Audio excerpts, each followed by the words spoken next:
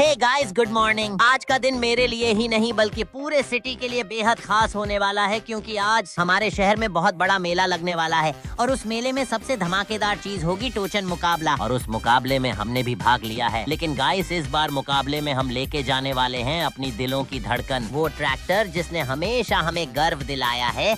और हमारे सामने होगा कोई और नहीं बल्कि गुरुवीर दल्ला। हाँ, वही दल्ला जो अपनी बहादुर गधड़ी लेकर मैदान में उतरेगा। और भाई, आज फिर उस गुरुवीर दल्ले का गेम बजाना ही पड़ेगा, क्योंकि ये मुकाबला सिर्फ ताकत का नहीं बल्कि इज्जत का है। लेकिन मुकाबले में अभी काफी समय है, तो अभी मैं अपने खेत की तरफ जाने वाला हूँ, क्योंकि आज हमारे खेत में हार्वेस्टर गेहूं की कटाई कर रहा है और वहाँ मुझे पहुँचना है ताकि गेहूं से भरी ट्रॉली लेकर अपने सोनू भाई के फार्म पर खाली कर सकूं। तो फिलहाल के लिए चलते हैं अपने ट्रैक्टर के पास और आपको दिखाता हूँ दिलों की धड़कन को, जिसे हम आज मैदान में लेके उतरेंगे। तो भाई, सबसे पहले देखो, ये खड़ी है हमारी स्कॉर्पियो और साथ ही खड़ा है अपना दिलों की धड़कन। आज यही मुकाबले में उतरेगा और उस गुरुवीर दल्ले को तो ये पता ही नहीं कि हम इस मॉन्स्टर को लेकर मुकाबले में आएंगे, और जब उसको पता चलेगा तो उसके होश ही उड़ जाएंगे। लेकिन भाई, ये सब बातें बाद में, फिलहाल मुझे स्कॉर्पियो लेकर खेत जाना है, क्योंकि काम निपटाना भी जरूरी है। और सच कहूँ तो भाई, कुछ भी कहो, स्कॉर्पियो एक ऐसी गाड़ी है जिसे कहीं भी किसी भी सिचुएशन में चला लो, ये कभी निराश नहीं करती। और अभी तो मुझे खेत पहुँचना है, जहाँ ट्रैक्टर खड़ा है जिसके पीछे गेहूं से भरी हुई ट्रॉली लगी हुई है, और वो ट्रॉली मुझे शहर वाले फार्म हाउस पर ले जाकर खाली करनी है। तो गाइस, चलते हैं खेत की तरफ और मिलते हैं आपसे वहीं। और भाई, थोड़ी देर ड्राइव करने के बाद मैं पहुंच गया हूं खेत की साइड, और देखो, ये रहा अपना दूसरा खेत। यहाँ भी गेहूं की फसल पूरी तरह से पक चुकी है। अभी फिलहाल हार्वेस्टर चल रहा है और कटाई हो रही है, और जैसे ही इस खेत की कटाई खत्म होगी,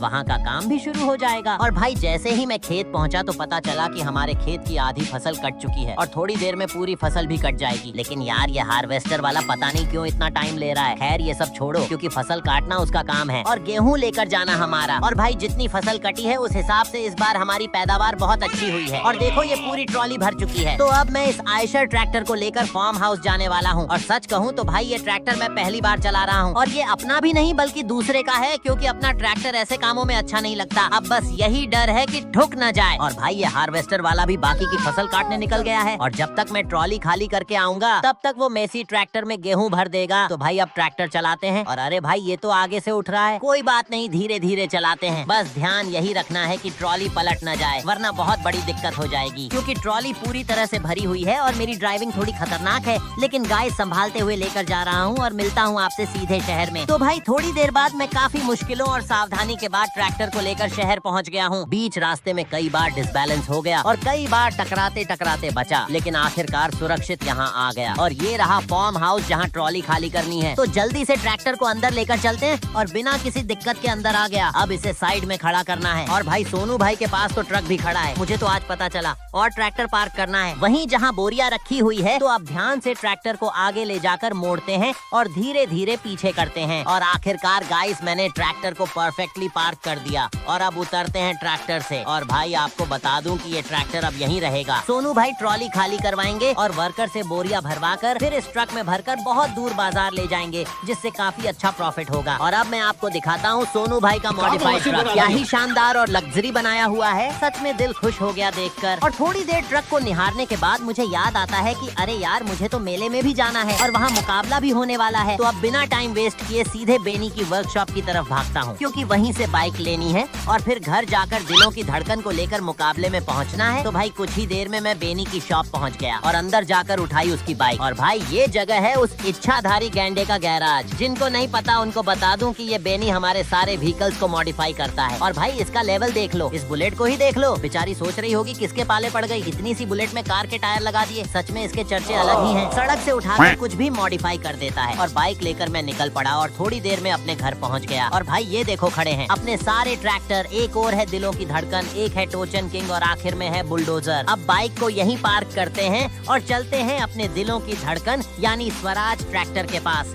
जिसे आज मुकाबले में ले जाना है। और भाई, सबसे पहले इसे स्टार्ट करते हैं। और लो गाइस, ट्रैक्टर स्टार्ट हो चुका है। अब इसे भगाते हैं मुकाबले की ओर। और गाइस, मुकाबला ढोलकपुर में होने वाला है, जिसका रास्ता यहीं से होकर जाता है। ज्यादा दूर नहीं है, लगभग 6-7 किलोमीटर ही है। तो अब फुल स्पीड में निकलते हैं। और थोड़ी देर ड्राइव करने के बाद मैं पहुंच गया ढोलकपुर, जहां मेला और मुकाबला दोनों चल रहे हैं। और भाई, जैसे ही मैं पहुंचा, बीच रास्ते में बारिश भी शुरू हो गई थी। फिलहाल अभी कम हो गई है, लेकिन अगर ज्यादा हो जाती तो मुकाबला रुक जाता। मौसम भी अंधेरा सा होने लगा है और माहौल में सस्पेंस बढ़ गया है। और तभी मैंने देखा कि बहादुर गदड़ी भी आ चुकी है। और एक सेकंड रुको गाइस, ये तो गुरुवीर दल्ले का सुल्तान है। अरे रुको, मैं नीचे उतरकर चेक करता हूँ। हाँ भाई, ये उसी दल्ले का सुल्तान है। और अब समझ नहीं आ रहा कि ये दोनों ट्रैक्टर क्यों लेकर आया, लेकिन भाई मैं भी पीछे हटने वालों में से नहीं हूँ, तो जाकर अपने ट्रैक्टर को आगे बढ़ाकर बीच में खड़ा कर देता हूँ ताकि मुकाबला शुरू हो सके। और ट्रैक्टर को बिल्कुल येलो लाइन पर खड़ा कर दिया। अब सब तैयार है और गाइस अब तीनों ट्रैक्टर मैदान में खड़े हो चुके हैं। और तभी पता चला कि गुरुवीर ने सुल्तान को इसलिए लाया ताकि बहादुर गदड़ी और सुल्तान दोनों मिलकर हमारी दिलों की धड़कन को हराएं। मतलब भाई सामने से दो ट्रैक्टर और हमारी तरफ सिर्फ एक, और अब मुकाबला शुरू होता है। और भाई मैंने प्लान किया कि पहले कमजोर दिखाऊंगा ताकि इन्हें लगे कि ये जीत रहे हैं, इसलिए बिल्कुल भी एक्सीलरेट नहीं किया और दोनों ट्रैक्टर मजे से हमें खींचने लगे। गाँव के लोग भी सोच रहे थे कि हमारा ट्रैक्टर शायद हार जाएगा क्योंकि वो दोनों हमें पीछे खींच रहे थे। लेकिन गाइस किसी को नहीं पता था कि असली खेल तो अभी बाकी है। गाना बजाओ।